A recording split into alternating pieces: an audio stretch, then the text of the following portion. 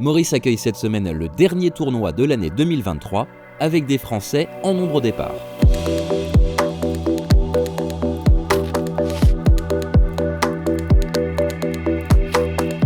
« 11 Français prennent ce jeudi le départ de l'Afrasia Bank Mauritius Open.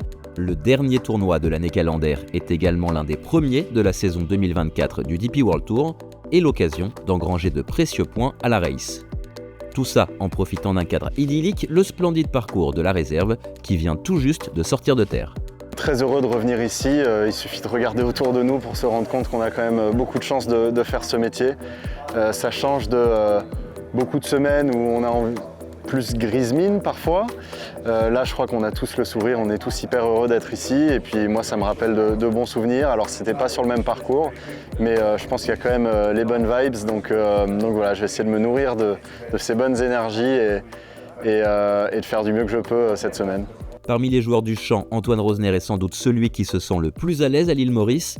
7e pour sa première en 2018, puis 2e l'année suivante. Le Racing Man l'avait emporté assez largement l'an passé. J'en garde beaucoup de bonheur. Il y a eu beaucoup de stress aussi parce que c'était la première fois que je me retrouvais dans une situation avec 5 coups d'avance, 9-3 joués.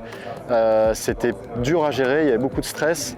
Mais on a vraiment bien géré ça et puis beaucoup de soulagement une fois que je me suis retrouvé bord de green au 18 et que je savais que c'était terminé.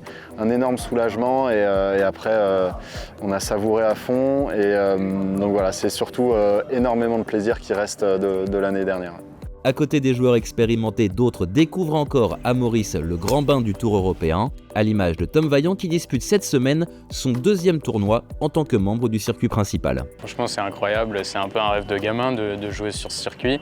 Donc pour le moment il faut que je prenne mes marques, que je m'habitue un petit peu, pas tant dans l'organisation mais surtout voilà, c'est des parcours plus durs, plus exigeants, donc il faut que je m'adapte mais je pense que ça va venir assez vite et je vais juste continuer à rester moi-même.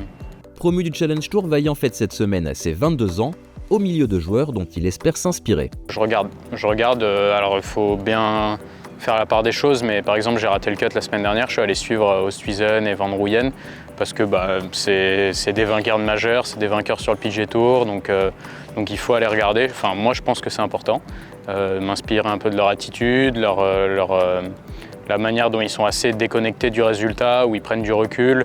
Et voilà, il faut s'inspirer de ces mecs-là. Au total, 11 Français vont donc boucler leur année cette semaine, espérant tous, pourquoi pas, succéder à Antoine Rosner au palmarès.